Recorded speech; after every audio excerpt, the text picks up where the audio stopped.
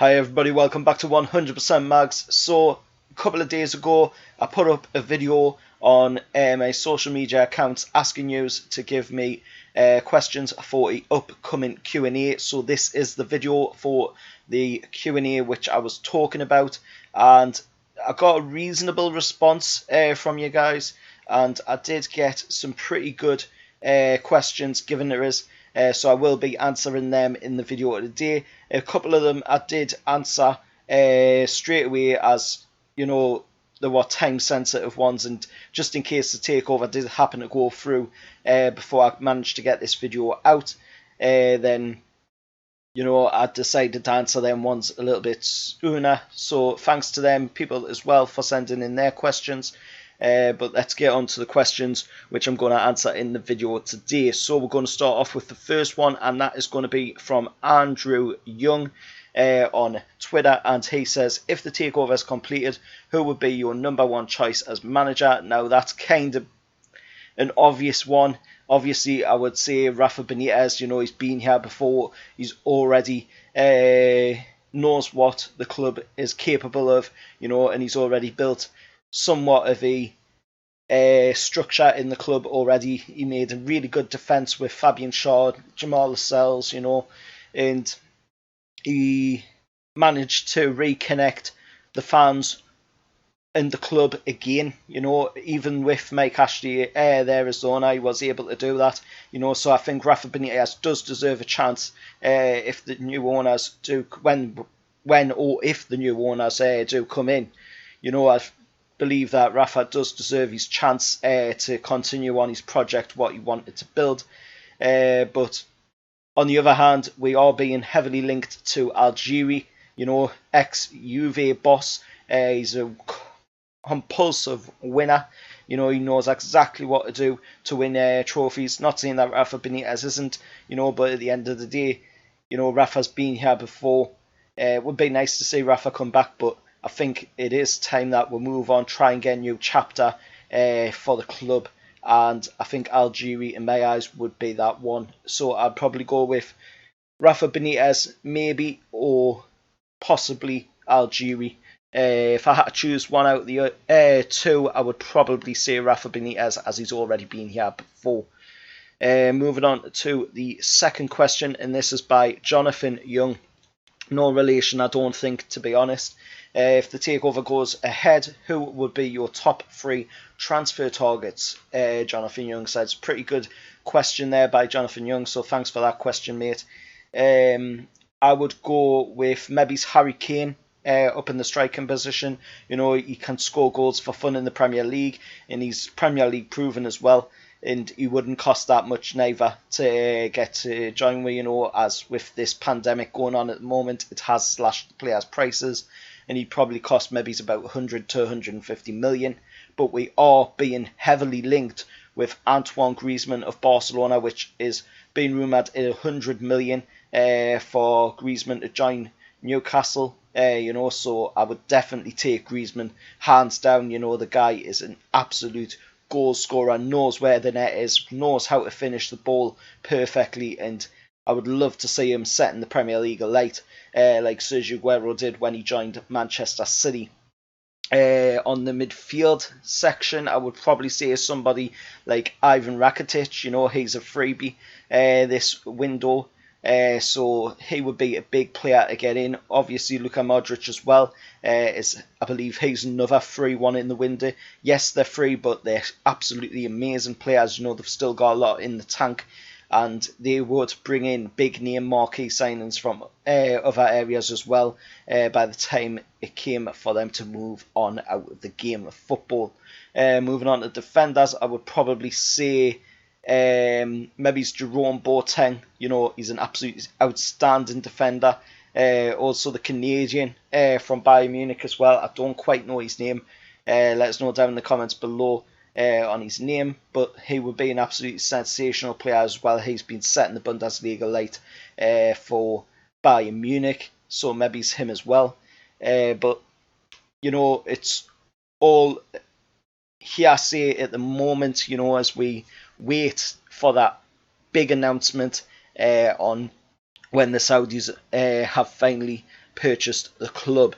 But thanks for that question there, Jonathan Young, and also thanks to Andrew Young as well for the question previously mentioned. I don't think they're related, but if they are, I do apologise.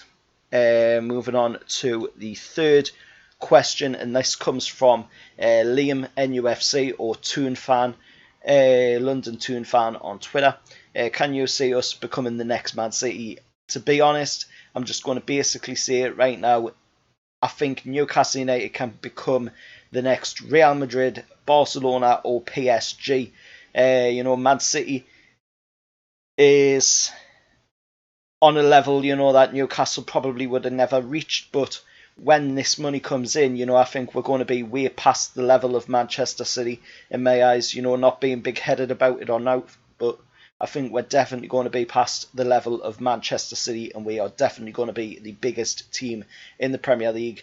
And in about 5 or 6 years from now, possibly even the best team in the world. With this kind of backing, you'd be expecting that kind of return for the club, and especially with the potential that is at the club as well. We've already got some outstanding players, in Alan St-Maxim, we've got Fabian Shaw, we've got Jamal Lascelles, we've got Martin Dubravka, we've got Almiron as well. Outstanding players. Maybe even Joe Linton would be able to do something, if Algier came in or Rafa Benitez came in, a bit more of a world-class manager compared to Steve Bruce. I think as well Steve Bruce will probably be out the door, my eyes. But cheers for that question. Yeah, I think we'll definitely be bigger than Manchester City. Moving on to the fourth question, and that is, when do you think the takeover will happen and what manager would you bring in? I think I brought this one up in the previous, like I say in the previous comment, I did say either Rafa Benitez or Algier in my eyes would be the perfect manager to come in and manage Newcastle. And as for the takeover happening, that can be anywhere from 2 to 3 weeks, maybe even 4 weeks. Or as the Saudis are reporting on Twitter, it could be in the next couple of days, 3 days, 4 days.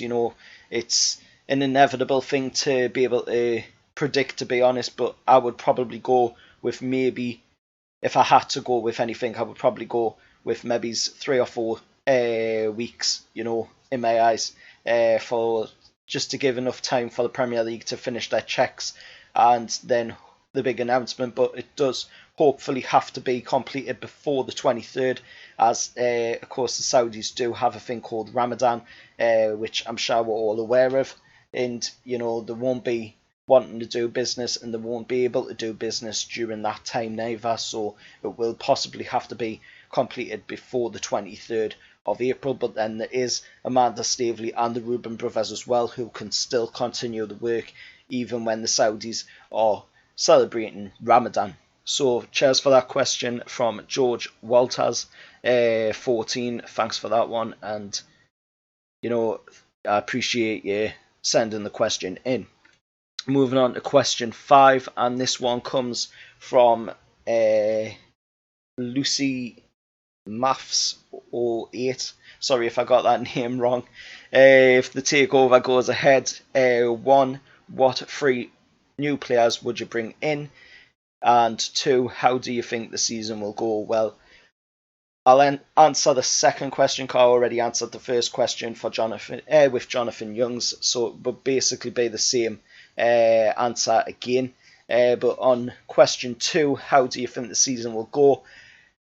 I think if the Saudis come in, and when the Saudis come in, when this takeover checks with the Premier League and that are complete, I think, to be honest, Newcastle could stand to have a very good season next season.